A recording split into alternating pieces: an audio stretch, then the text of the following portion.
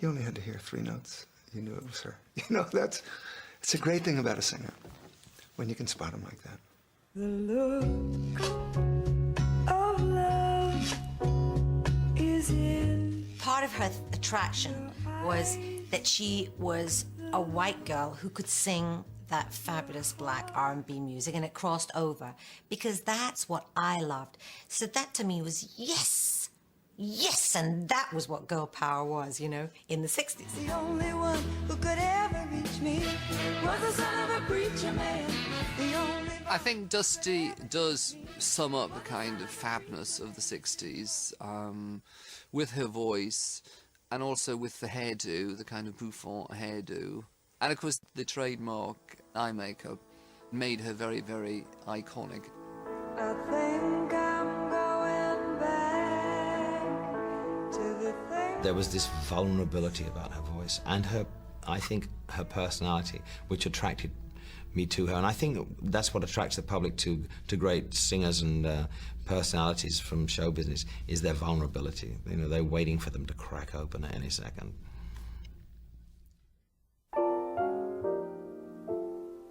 Dusty Springfield, that's a pretty name, it even sounds like a game.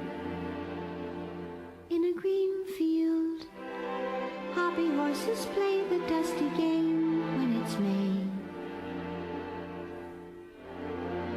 Pink and paisley skies, shining in green eyes, a magic pinwheel.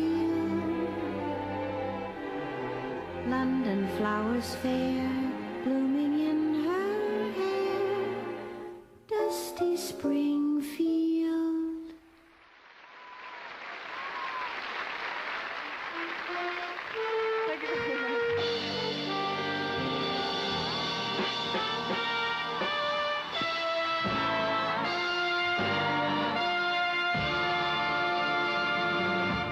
When I said I need you said you would always stay. It was me who changed for you, and now you've gone away. Don't you see that now you've gone, and I'm left here on my own? Since the death of Dusty Springfield in March 1999, just short of her 60th birthday, fans and musicians have continued to celebrate one of Britain's greatest ever singers. You don't have to say.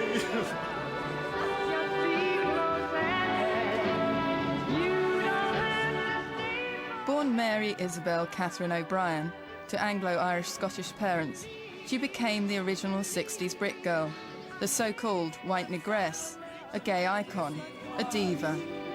I'll never tire. Till I do, all I see is Over a career spanning 4 decades, Dusty's glamorous image was to be as much her hallmark as her voice, but it masked a deeply private person. Dusty herself was torn between 2 different characters, Mary O'Brien, the plain, insecure redhead, and Dusty Springfield, the star she created. A household name, she both invited attention and shunned it. This is the story of the Dusty we thought we knew.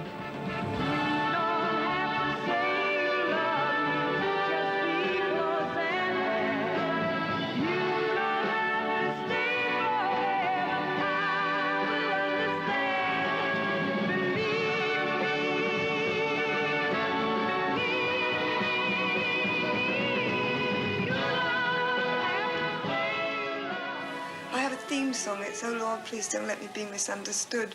It's absolutely, I'm the most misquoted and misunderstood person I know, really, honest.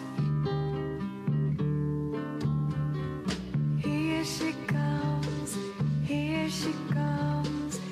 Dusty hated work of any sort, so she hated singing, she hated performing. Motivation was money.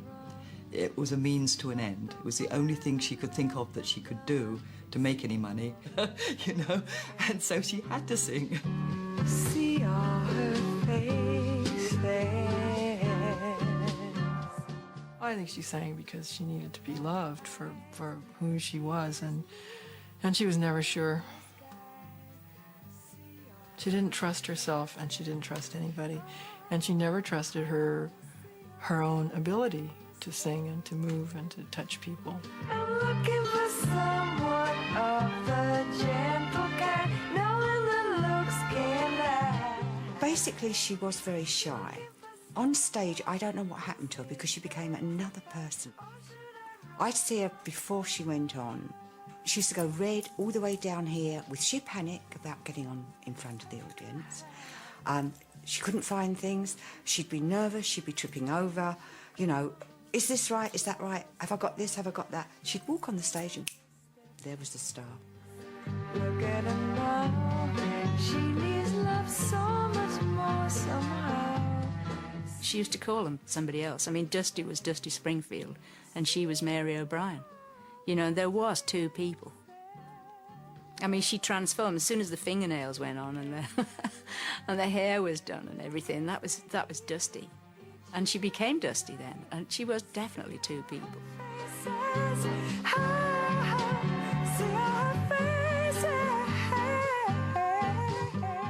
As an 11, 12, 13-year-old, I was pure St. Trinians, sheer horror. The hockey sticks, the works, round glasses, Panama hat, just a disaster area. And then I guess it was really an overnight thing that I decided I must change. I realized that this person that was looking at me in the mirror was not going to make it. I just decided I wanted to be someone else. So I became someone else. Now I'm trying to find the other one. See how the faces. All together, girls, 1, 2, 3. Keep your mind on. At convent school, Dusty shocked the nuns by declaring she wanted to be a blues singer. After playing the London folk clubs with her brother Tom, the 19-year-old Dusty joined vocal harmony trio, the Lana Sisters.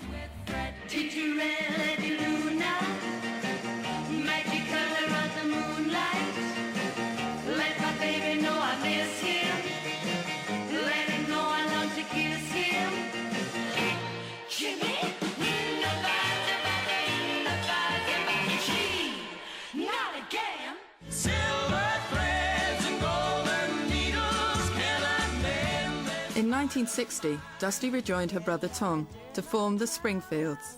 Third member Tim Field was replaced in 1962 by Mike Hurst, in time for their biggest British hit, Island of Dreams.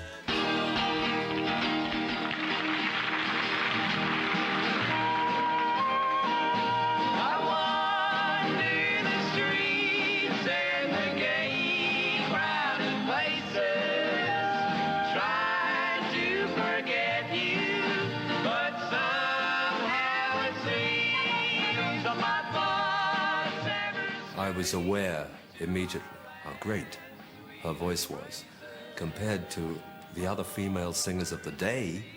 1962-63, quality of her voice was unique.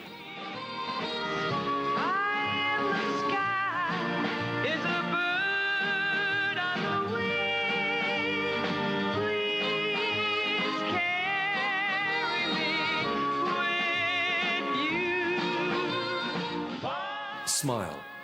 I mean, that was the whole thing. I mean, Tom used to say all the time, just smile.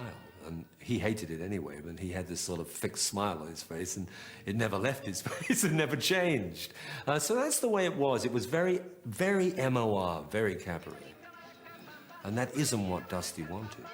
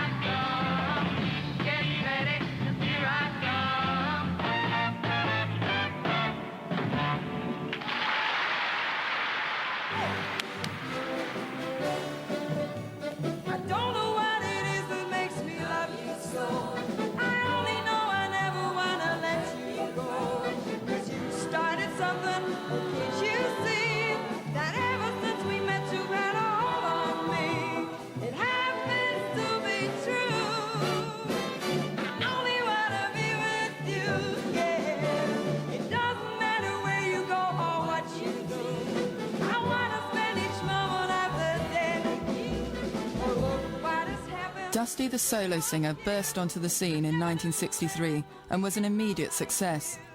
But her rise to stardom was not without its difficulties.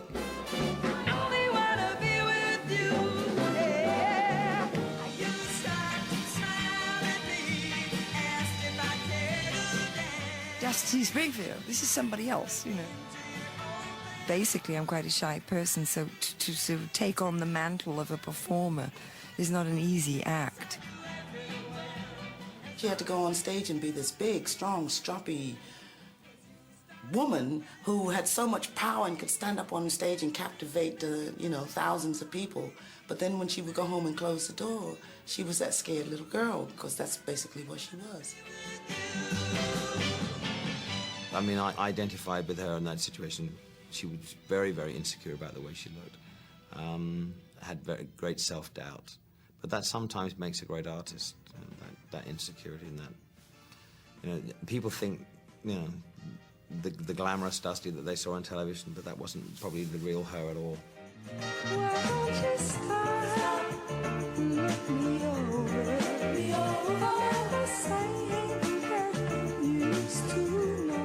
I think she saw Dusty Springfield as a creation in many ways, and a creation that took a long time to dress up in. Getting ready to be Dusty took many hours. She would have looked great in half an hour, I'm sure, but her insecurities were in charge, and maybe a little bit of obsessiveness too.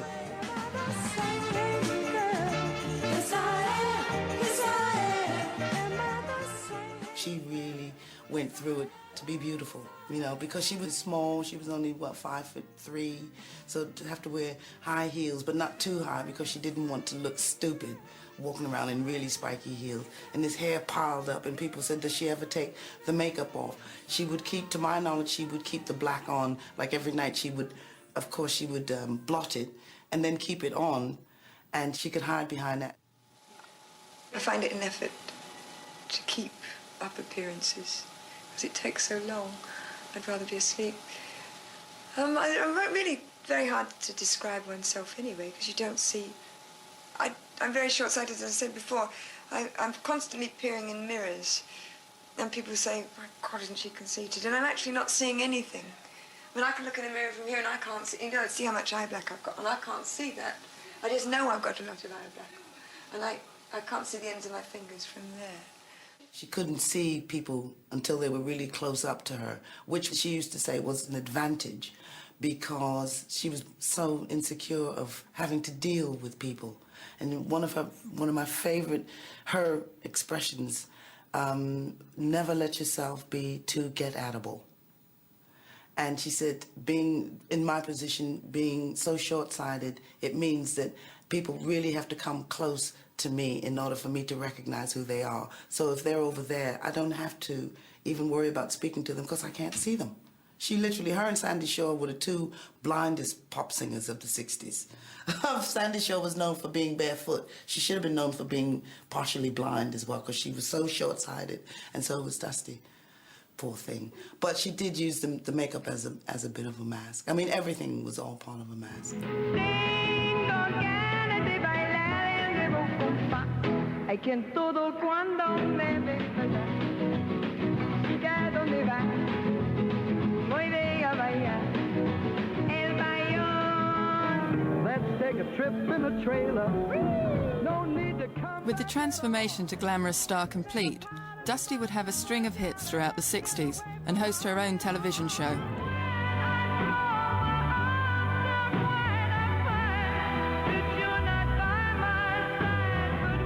She seemed to be able to sing anything, whilst remaining distinctively Dusty.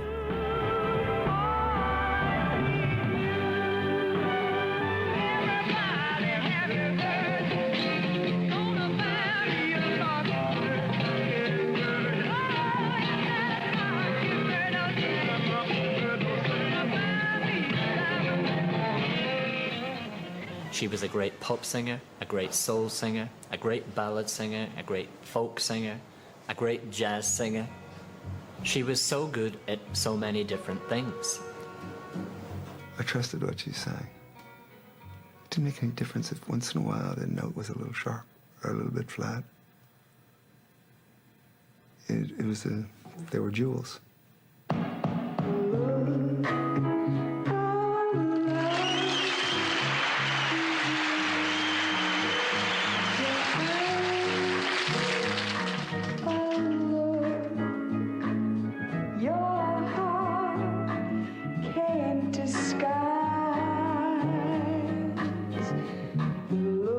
I love the way Dusty sang the Little Girl. It just was smoky. It was sexy. It was restrained. It was held in check, but underneath it was smoldering. You know, it was just on fire. It's just so much romance and passion and coolness too, you know.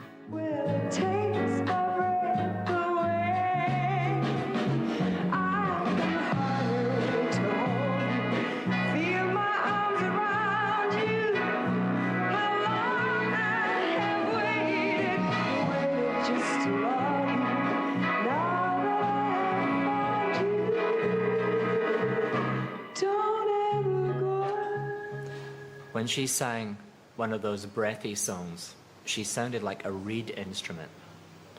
And it was such a fragile sound.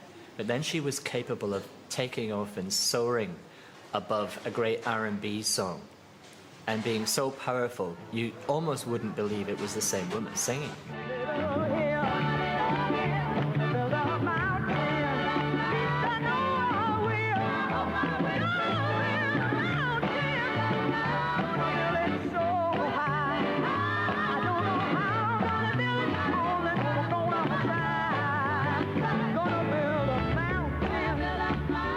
Dubbed the Queen of Blue-Eyed Soul, Dusty was often assumed to be black by those who had heard but not seen her. She sometimes admitted to feeling like an imposter, but with a few exceptions, black musicians welcomed and respected her. She was a tireless promoter of black music, whether hosting the cutting-edge television show Ready, Steady, Go, or covering soul and Motown songs on her own show.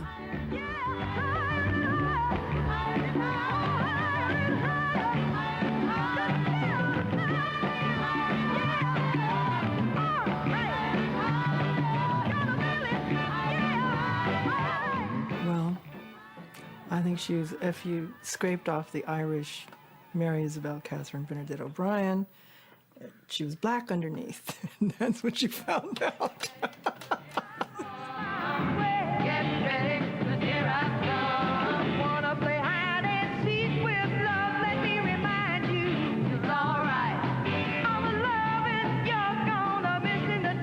Before Dusty, all British female singers really were still living in the 50s. Dusty changed it virtually overnight. Suddenly she was making records that sounded like they were made in America. She was singing like an American, but it didn't sound like an impression. It was the real thing.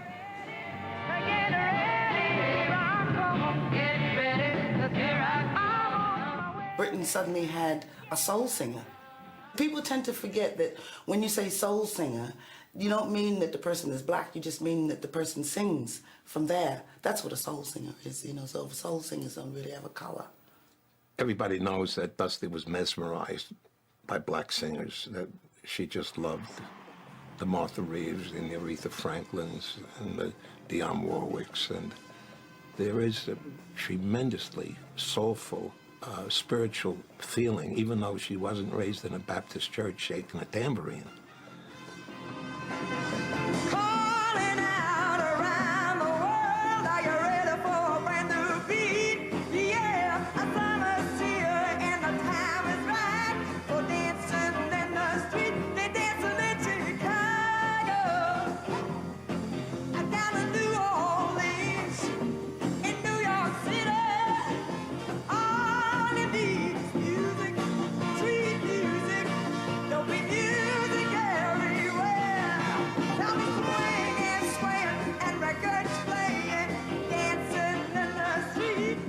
There were other ladies who embraced our music and did cover versions. There was Cilla Black, there was Petula Clark, and there was Lulu of the Lovers that I can remember clearly doing our songs. However, Dusty was the one who got into the music and actually did cover versions and glorified the music. She was in awe of us, and we were in awe of her.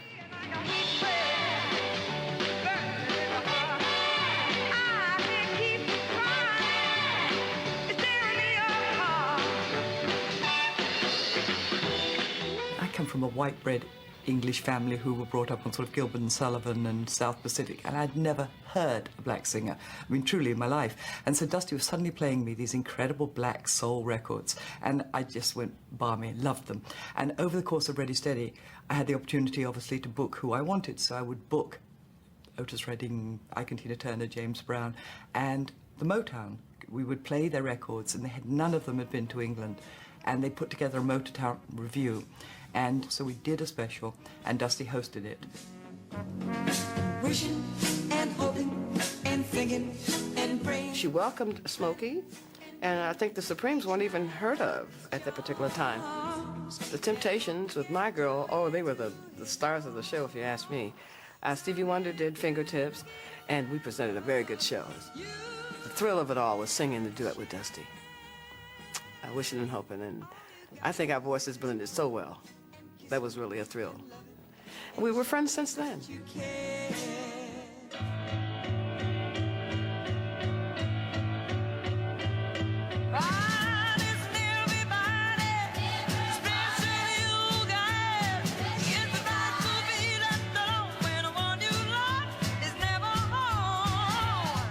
Dusty was cast as a hero of the anti-apartheid movement when her 1964 tour to South Africa provoked a political storm. Her contract stated she would play only to mixed audiences. Confronted with a sea of all white faces at a concert, Dusty rebelled. She was forced to abandon the tour and return home.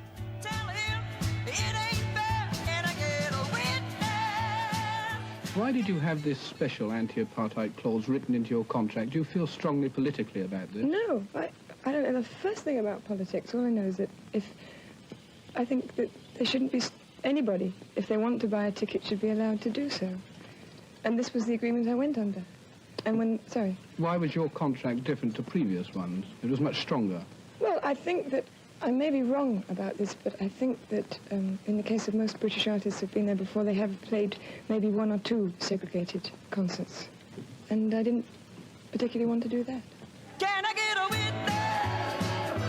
I want a witness. Witness, witness. Witness, witness. Everybody knows, especially you boys, that I love. Dusty was not to become known for her politics, but the South African incident underlined her emerging reputation as a hellraiser. Her hot temper and goonish sense of humour meant that trouble followed her around. Dusty's outsider status was fueled by rumours about her sexuality, which were countered with carefully managed publicity that presented her both as straight and forever on the verge of romance.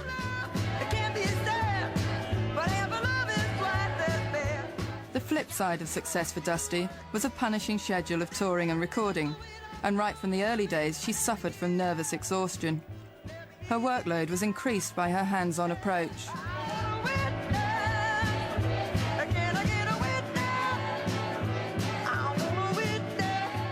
I would see Dusty actually, take charge. And I think people were not always happy about the fact that she was adamant about what she wanted and what she, I've kind of got a bit more like that now, But I admired that in her, and I loved that. I saw it as feistiness, not awkward at all.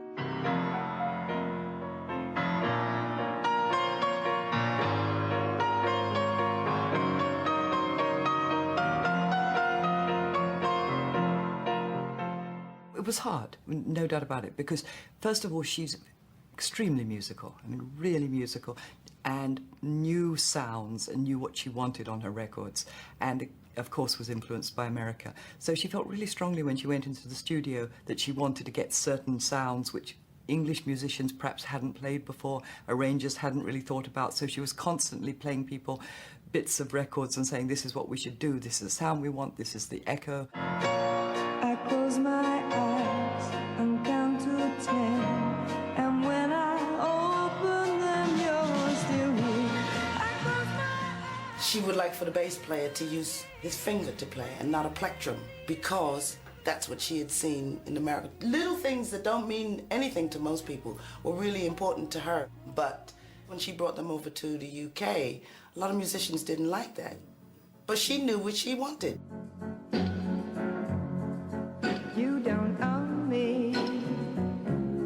I'm not just one of your many toys. You don't own me. People never give women credit for knowing that they can get it, and Dusty really did. And in fairness, Johnny Franz, who was the producer, was excellent. I mean, he was older, and he was more than happy to sit back, put his feet up, and smoke his cigar, and let her get on with it. And don't tell me what to do, and don't tell me what to say. Everyone in Phillips, when you think about it, in the early 60s and mid-60s, it was very male-dominated.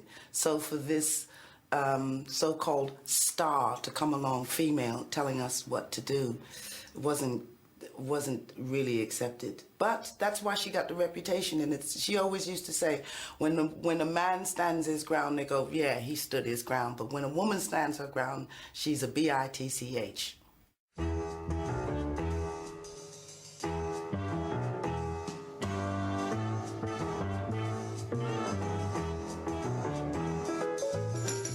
I think my first consciousness of Dusty Springfield was driving to work one day in 1965 from Long Island into our Atlantic Records office in Manhattan. And I had the radio on, of course. And here comes this beautiful voice. And I hadn't heard it before. And it was mesmerizing. If I remember, the song I heard on the radio that day was Some of You Loving. Her voice really struck me, and I knew that this was somebody very special. I know a man likes to feel that he's been around before he decides to settle down. I've no doubt someday you're gonna feel that way too. But baby, just remember, until you do, gotta give me some of your loving. You gotta give me some of your loving. Now I'm not a greedy girl. I don't need the world. Give me some of your loving. Oh, you got. Attracted by Jerry Wexler's work with artists like Ray Charles and Aretha Franklin, Dusty teamed up with the legendary producer to make her next album, the classic Dusty in Memphis. But it was to be a rocky road.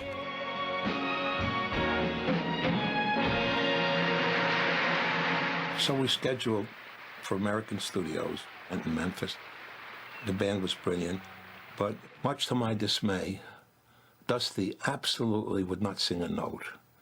I don't know how many days we spent in Memphis. It probably was about 2 weeks. She just wouldn't sing.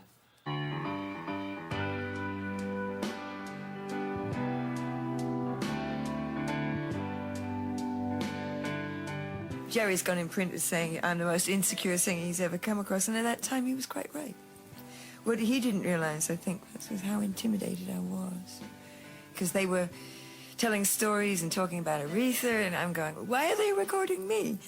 And that showed in the time that it took to get vocal performances out of me.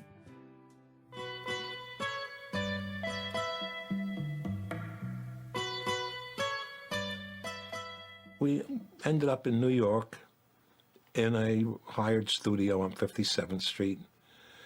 And that's where we did the vocals. And there were just Aretha, Tom Dowd, and myself in there to work with her. And there was one, during one song, I had to duck a flying ashtray. I haven't told that before. I don't think I put it down. Don't forget about me now, baby. Dusty had the stigmata of perfectibility.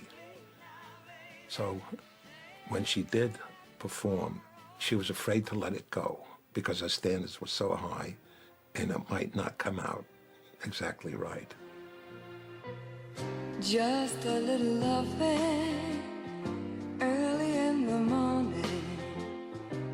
There was an element in me that often thought I was a sham anyway. It took a lot to break that down, that critic in me. And they did it. I mean, they got it out of me somehow or other.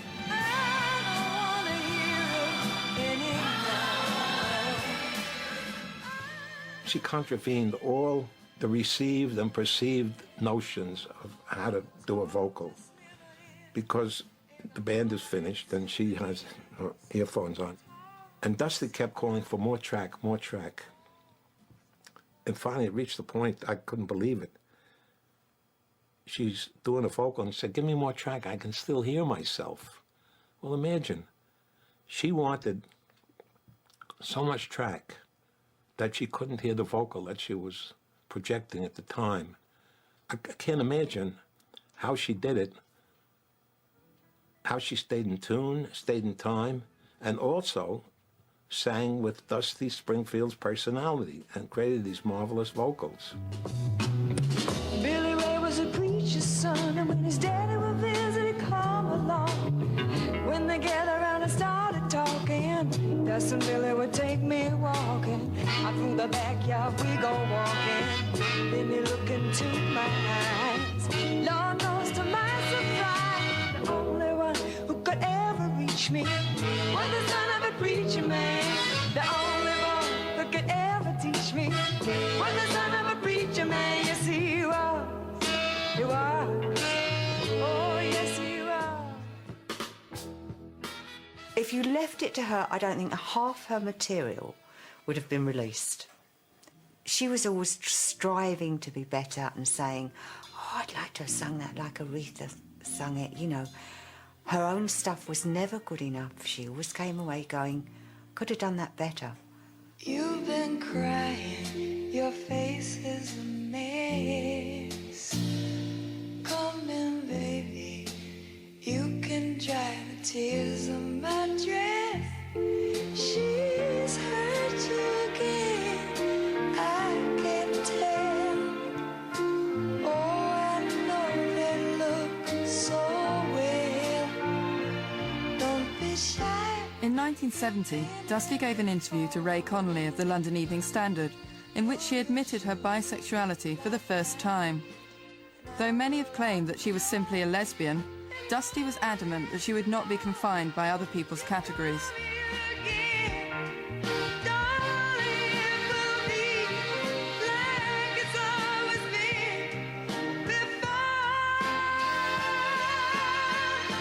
Come on over here, breakfast there, and kiss three. You don't have to say you love me. Breakfast there. I always felt that the whole gay scene was very open. I mean, there was never any problem with it. For non-stars, it was absolutely fine. But I think for the business, nothing's changed. It's just the same today. I mean, I think there are a lot of people who don't announce their sexuality because it's not good for business. Although she has gone public on 2 or 3 occasions, I sometimes had the impression that she wished she hadn't. And although I actually believe she would have been a happier person if she had been absolutely clear and gotten the subject out of the way, she obviously couldn't do it for whatever reason. And I think that was a pity. I think maybe, if she did find out she was bisexual, I think she would have thought, "Oh, that's against my religion." And I think maybe that's why she became a lapsed Catholic. And I think it made her more introvert about it. She always felt guilty.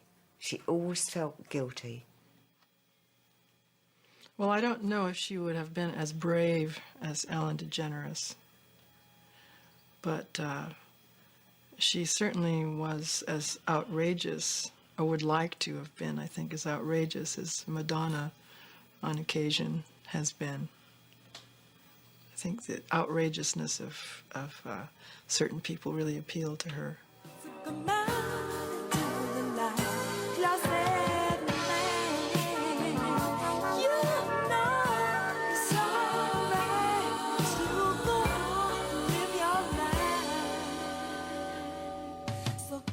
Dusty's love of the outrageous and a public persona that at once suggested and hid her own sexuality ensured her status as a gay icon.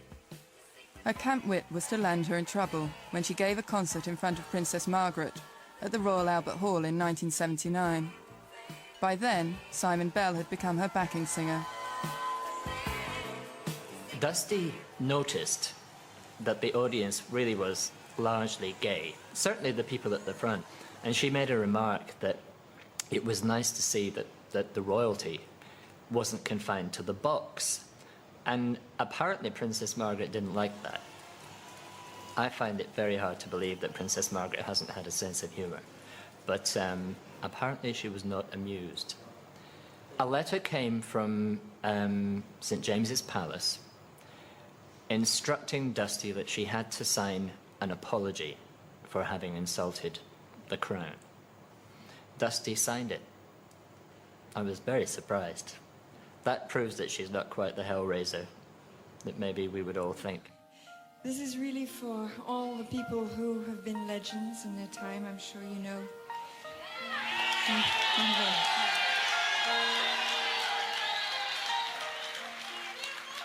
Sometimes the ladies that I'm speaking of give too much of themselves, sometimes not enough. This song is really for all those people, all those women, no matter where they are. She was a great dramatic singer, you know, so she fitted into the mold drawn by Judy Garland. And later, when she wasn't at her peak vocally, there was always that element, was she going to make it or not, which was again drawing on the same source as Judy. So it was easy to see why she was going to be a gay icon, you know. And she made wonderful, heart-rending songs that a certain kind of gay man and woman loved to sit and listen to, you know. Quiet, please. There's a lady on stage. She may not be the latest rage, but she's singing, and she means it. That deserves a little silence. Quiet, please. There's a woman up there. She's been honest through her songs. She was a diva, and the fact that, you know, she wasn't easy to deal with, and the vulnerability, that appeals to gay people because they see a bit of themselves in those people, and they're a bit tortured, and she was a bit tortured. Put your hands together, help her along.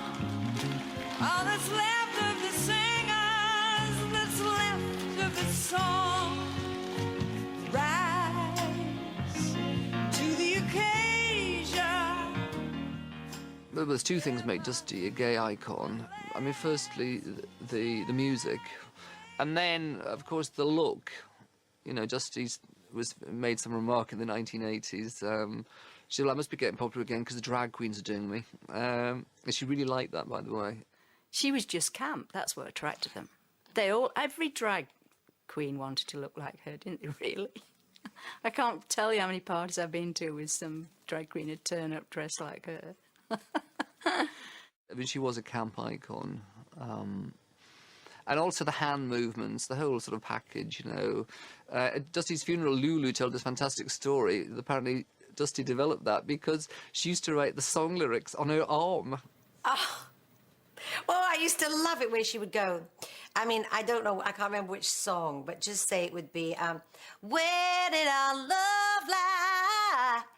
in the middle of nowhere, because she'd like forget the next. That's probably not a good example, but she would have the words written up her arms, she'd have them all over her hands. There was pen, ink everywhere, and you know, because she'd also forget. She'd forget lines and things like that, which we all do. But hers was so obvious. But she turned it into a kind of a. This was her movement. Where did our love fly? And she'd do that, and of course, because she was partly blind, she'd have to go right up to her nose.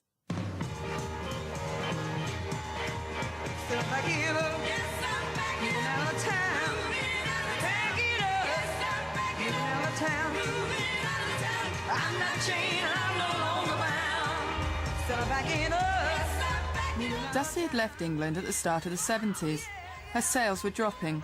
She had a horror of ending up on the nostalgia circuit, and she wanted to escape the prying into her sexuality. With her enduring love of both the American pop scene and Hollywood movies, Dusty felt the time had come to pursue her American dreams. She got an American manager who said he could do this, he could do that. But when she got there, what she found was they had no idea what type of artist she was. They thought she was somebody like another Peggy Lee who sat down at the piano or had a pianist there and just sang over the chink of glasses in the nightclub. Well, of course, that wasn't Dusty at all. That wasn't her scene. She's a sweetheart, except when she's moody. It's hard to get through to her then. I think because she'd been so big in England and it had been relatively easy, and I think she thought that that was going to happen in America, and she was inherently lazy, and when it didn't happen immediately, I think she just went, shit, you know, this isn't so easy, I'm going to try and find another way. And you know how time goes, you think you've got all the time in the world and you really don't, and suddenly, you know, it's too late for that.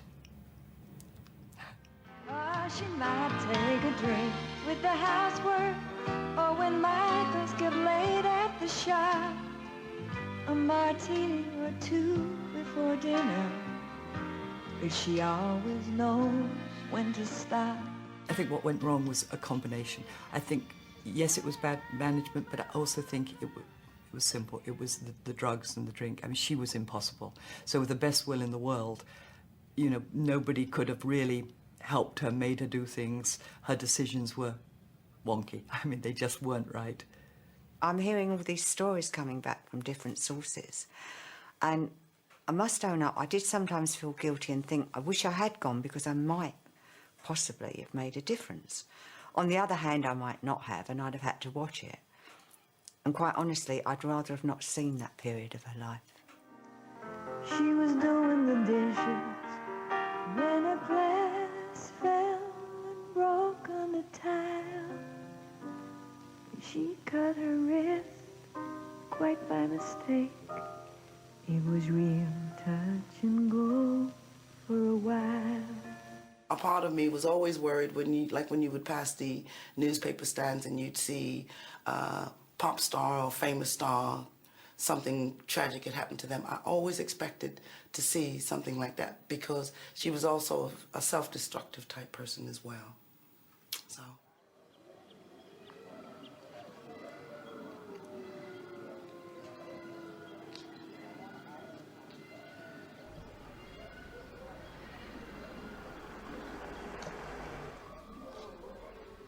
In the hills above Los Angeles, the wildlife way station takes in abused and neglected animals.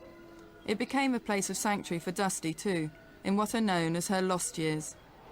After her albums of the early 70s met with indifference, she mostly dropped out of the music scene for several years and turned her attention to the women's tennis circuit and the Beverly Hills party circuit. Increasingly depressed, she attempted to replace the highs of stardom with alcohol, mandrax and cocaine. Eventually, she attempted suicide several times.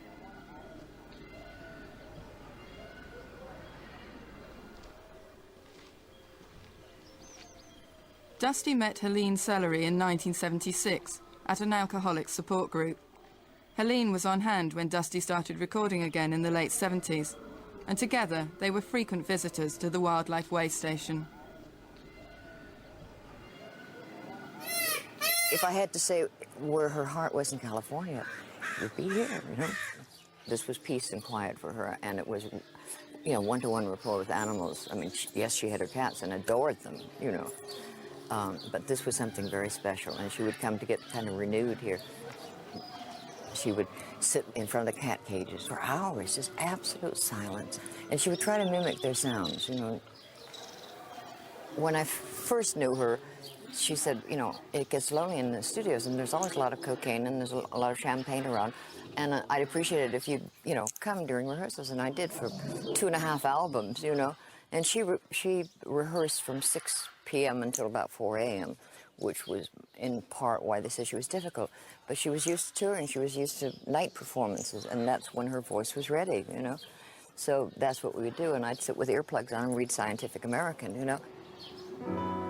You brush by me, and my whole facade just melts. You seem a bit twisted. After the years of virtual silence, Dusty's latest albums proved that although her voice was still alive, her records were no longer selling. Disillusioned with America, she stopped speaking of her old self, Mary O'Brien, as someone she wanted to erase, but rather as the answer to her problems. I'm sick of being submissive when I read. You know, I've been singing all my life since I left convent school, and I hadn't had any chance to grow up. I just sort of became this monster that I invented for myself to become. I'm so frustrated, wanna tear my hair out. Can't seem to get a grip on your love. So you get to Hollywood, and you suddenly find yourself playing mental games by looking down your hill and saying, well, it looks like Spain, because Spain is closer to England. Did you ever really feel that you belonged there? Did you ever emotionally accept your life in Hollywood? Never. I never came to terms with it. I loved the last house that I lived in because it was 5 minutes above Sunset Strip, but I had coyotes and raccoons, and it was utterly quiet. And at night, I could sit in bed and look over the whole city. That's an unbeatable feeling. But outside of that, and that breeds extreme laziness in me, and I handle idleness very badly. So I really had to sort of kick myself in the butt and get out of there. Really, my contribution was to get her out of LA into Amsterdam originally, because for years I'd been thinking LA, it's a desert land, it's disastrous. I mean, the sun shines every bloody day, and there's nothing to do, really, you know, unless you're rich and famous, and she wasn't. And the record was brilliant, and if I didn't do it, I kind of felt nobody's going to do it, it'll be just one record, and it'll, you know, she'll just slip right back again. I think by the 80s, Dusty thought that it was sort of all over. She was more or less in retirement. And then we did this record with her, What Would It Deserve This? And it was such a big hit. It's quite remarkable to think now. I mean, it was #2 in America, and it was #2 in Britain. In fact, it was #1 in the sales chart in America. All over that she could be back, and she really took that very, very seriously. Because the next thing she did was when we said a year later, do you want to do this song for this film Scandal? Because it was set in 1963, and Dusty was around then, and then she was around in the late 80s as well, so it seemed very resonant to get her to do it.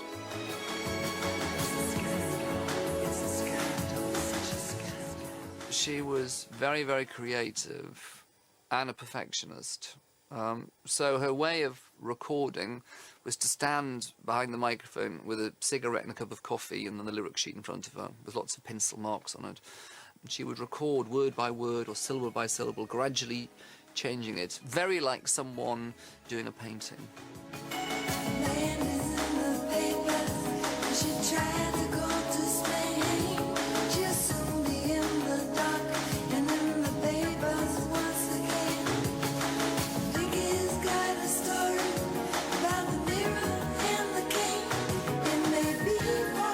So every verse and every chorus, the melody line would be changed slightly. And then the last chorus would suddenly go through the ceiling.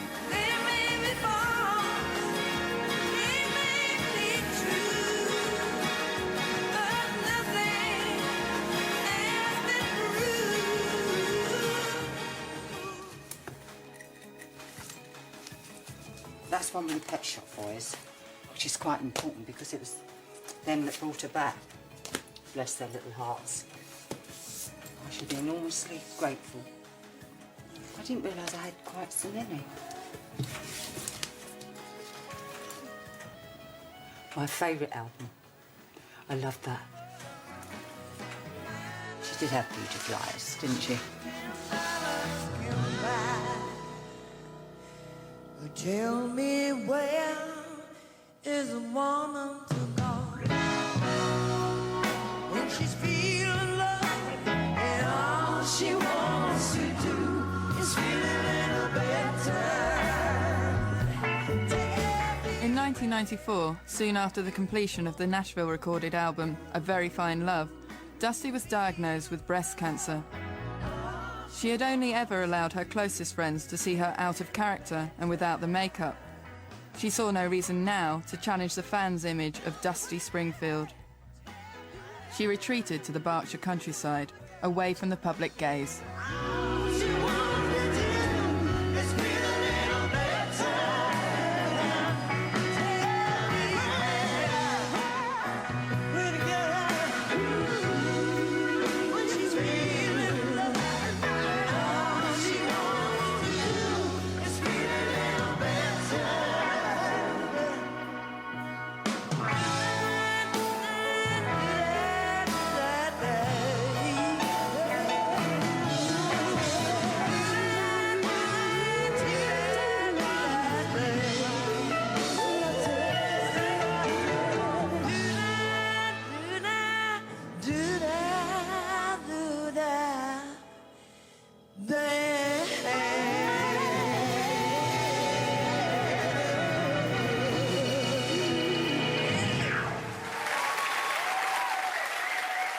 Dusty was a complete survivor.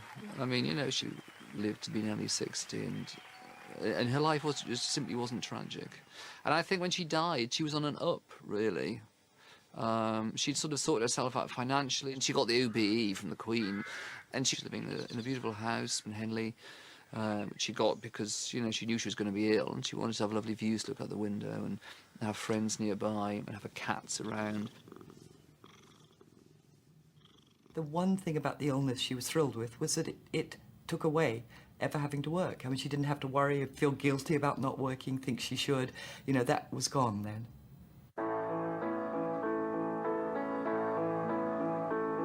I think I'm going back to the things I learned so well in my youth.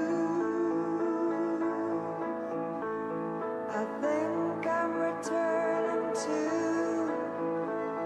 those days when I was young enough to know the truth. Now there are no games to only pass the time. Dusty's funeral was her last great performance. She planned the horses and carriage, stopped the traffic in Henley, just as she had wanted to, and received a standing ovation as her coffin left the church to the strains of Going Back. Is no sin, and I can It was an occasion that summed up the contradictions and complexities of being Dusty. She was quoted in the papers as saying she wanted to die as Mary O'Brien, yet her funeral had all the dramatic flourishes of Dusty the Star. to reach out to a friend, and now I think I've got. The Dusty I saw was probably different too.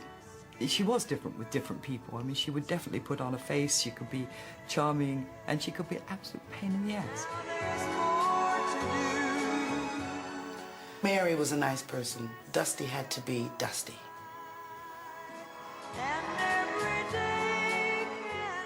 Mary was the real Dusty, with Dusty bursting to get out. And I can play. It's very easy to decide there were two people, Mary and Dusty, but they were the one person. Dusty was most definitely Dusty right to the end. I'm going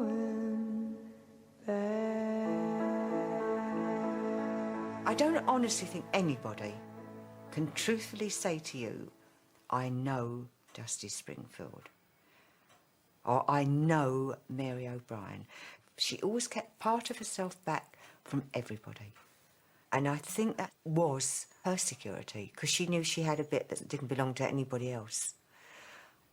She always had that little hint of mystery.